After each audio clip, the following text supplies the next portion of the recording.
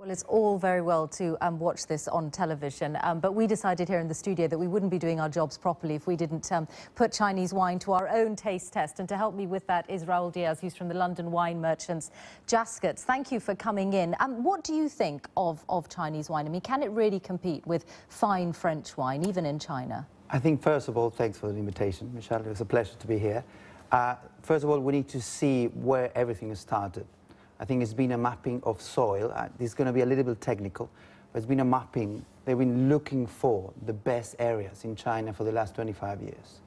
There's been a big investment to the top chateaus in France, Chateau Lafite and Chateau Mouton Rothschild in the last 10 years. Ah, so this has been a long time yeah, in the making. Yeah, it's a long-time story, but then now you see the success. I think the turning point for Chinese market was in 2011 when they got the first gold medal in the Cantons Award competition. Okay, so it is good stuff. Yeah, that was the first day. Well, okay, so there's been a breakthrough, but I have to say, you know, when we decided today that we actually wanted to try some Chinese wine out in the studio, it was virtually impossible for us to find any. Yeah. In London, I mean, this was virtually all we could come up with, and I promise you our research was quite extensive. Yeah, the problem is that Chinese wine is something that tend to be in high-end restaurants.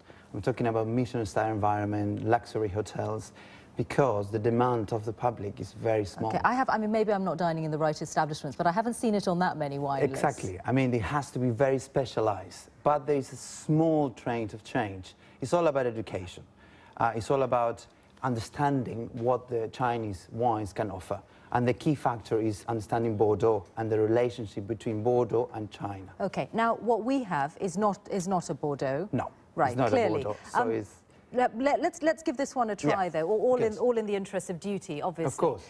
Obviously. So what is this that you're pouring? I'm pouring an ice wine, a very popular style of wine made in Germany and Canada. The grape variety is Vidal. And it's very, very interesting to see how the Chinese, they can accommodate. If you see the color of the wine, is a beautiful amber color, very deep and intense. They're the right color. Okay. Exactly. Smells the wonderful. Nose, what can you smell? Peach, apricots. Yeah, I was worried you were going to ask me. I think I should ask you, what can you smell? Orange because I'm sure peel. that you're the expert at this kind of thing. Okay, what can you smell?